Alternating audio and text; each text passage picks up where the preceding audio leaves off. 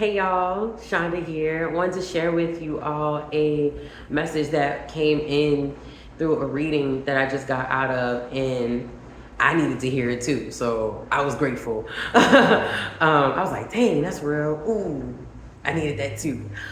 So one of the things I wanted to share with everyone that came through is Spirit was saying, you just gotta let your journey be the journey. Like, please take a moment to accept that you are on your journey. Like, please take a moment to accept that when you get to this end goal, when you get to this end manifestation that you see for yourself, this bigger picture, all that is great. But please enjoy and please know and please take the time to acknowledge that we are on a journey.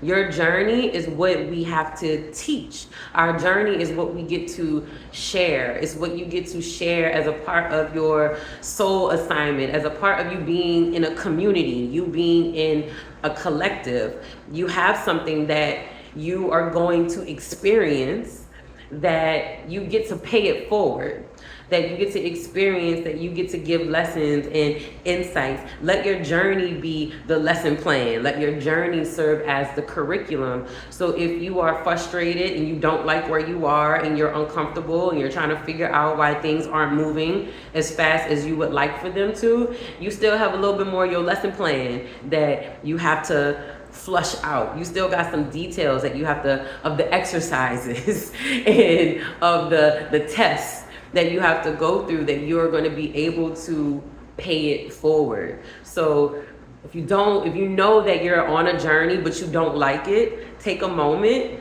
to really relish in being in the journey so you can get as much of all the juicy lessons and wisdom and insights, and so you can actually feel the journey instead of trying to run away from it, instead of trying to suppress all the things that you're being asked to face and all the things you're being asked to look at. Take a moment to slow down and face it. Sit in it. Get the lessons. Because the longer we take to not embrace the journey, to not sit in acceptance, all we're doing is just asking for the same situations and scenarios to come back to us until we do. And the longer it's going to take for us to get to that bigger picture, to get to, even for right now, feels like the end goal, right? So let's take this moment to know that we are on, yes, we have an assignment of healing, but we also have an assignment of serving our community, serving the collective. And that comes with having to pay forward our existence, not as a title, not as an accolade, not as like how much clout can you bring, but it's about what wisdom, what about your existence do you get to pay forward, and do you get to pour into a community and into other people to help them along where they are on their journeys? How do we get to be a part of this community?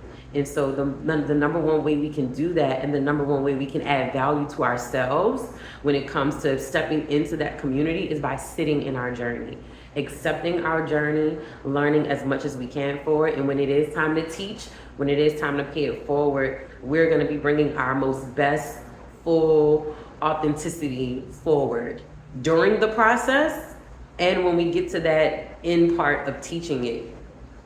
Because when people get to see your evolution, they value what you get to bring to the table. When they know that there's a journey attached to what you have, and not just theory and rhetoric, the energy behind the words that you have, it hits differently. The energy hits differently. They know it's authentic. They know it's to be true. And that's because you're speaking from a space where you feel what you're saying.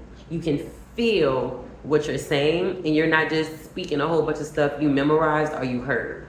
It hits differently, and the only way we can do that is by accepting our journey, sitting into our journey, and living it. All right, so I want to share that with y'all. Okay, y'all have a good day, and I will see you soon.